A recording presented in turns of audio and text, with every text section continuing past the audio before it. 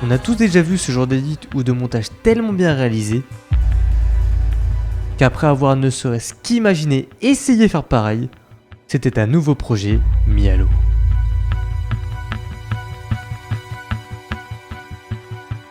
On sous-estime trop souvent la tâche du montage vidéo. Et je trouve qu'on est trop nombreux à facilement critiquer ce rendu sans même savoir ou connaître l'étendue du travail qui a été acheminé derrière. Déjà, avant de parler montage, établissons une base solide sur laquelle on pourra débriefer tout au long de ce format. C'est quoi réellement le montage vidéo ? Contrairement à ce que beaucoup pensent, il y a de fortes probabilités pour que ce soit aussi ton cas en Big 2026. Le montage, c'est pas seulement qu'assembler des clips. Le plus logique, il y a ce qu'on voit tous, ce que le monteur a décidé de faire apparaître à l'image ou non, avec ou sans son. Ça peut être un simple plan de drone de ton voyage de rêve ou de simples vidéos de fêtes de famille, parce que c'est bon qui fait la vie aussi merde. Mais derrière tous ces visuels, il y a une énorme quantité de détails assez subtils pour être captés par le spectateur, mais discrets pour ne pas brouiller notre vision. On les appelle les Sound FX. Les Sound FX, c'est tous les petits sons assez cachés que t'entends, les petits détails cachés qui sont souvent en fond par rapport à l'audio et qui sont là pour t'aider à te plonger plus aisément dans le... j'ai oublié mon texte. Les effets sonores, et ouais, on n'est pas bilingue, mais ils contribuent énormément au mixage audio. Mais il manque un élément. Et là, vous êtes peut-être en train de quitter la vidéo ou de regarder sa durée à cause de ça. On parle de la musique.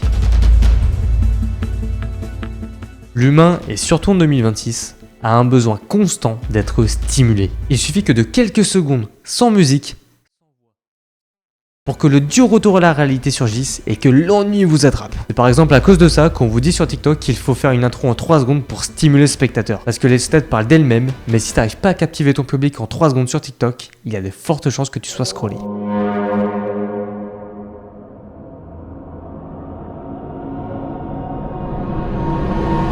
On met souvent en valeur une phrase pour parler de la vraie qualité d'un montage. Une phrase pourtant simple et directe, mais qui nous propose un vrai sens derrière.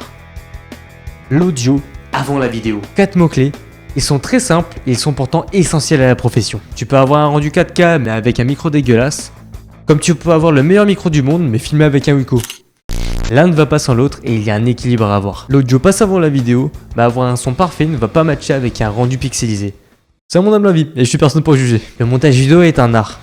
Il rend une scène initialement classique en quelque chose de divertissant, en une scène que tu regarderas plusieurs fois dans ta vie. Il transforme des heures de rush en une narration visuelle cohérente avec le savoir que toi, tu veux transmettre. Une vidéo suffisamment bien montée te donnera l'émotion que le monteur voulait te transmettre. Il peut littéralement changer ton mood ou ta façon de penser sur un sujet spécifique en un court instant. Et tout ça, simplement avec une image, un son et un effet sonore qui sera adapté à la situation. Et ça, tout le monde ne l'a pas compris.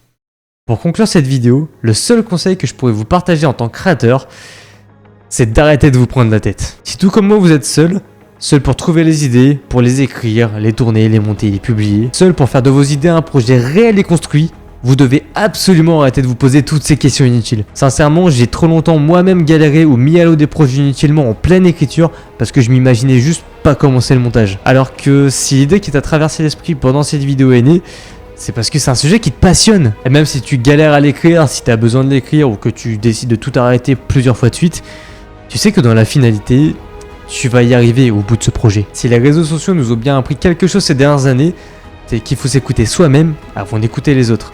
Et attention, quand je parle des autres, je parle évidemment des stats, du public, de tout ce qui peut englober les réseaux sociaux. La globalité de tout ça, c'est quelque chose qui peut littéralement biaiser notre créativité et qui peut nous freiner sur des domaines où de base on était à fond. En commençant du petit Timothée derrière son écran jusqu'aux dizaines de milliers de vues que tu aurais pu faire sur un format. Faites-vous kiffer, écoutez-vous et amusez-vous. C'est quand les gens vous voient heureux et épanouis dans ce que vous faites que vous sortez du lot.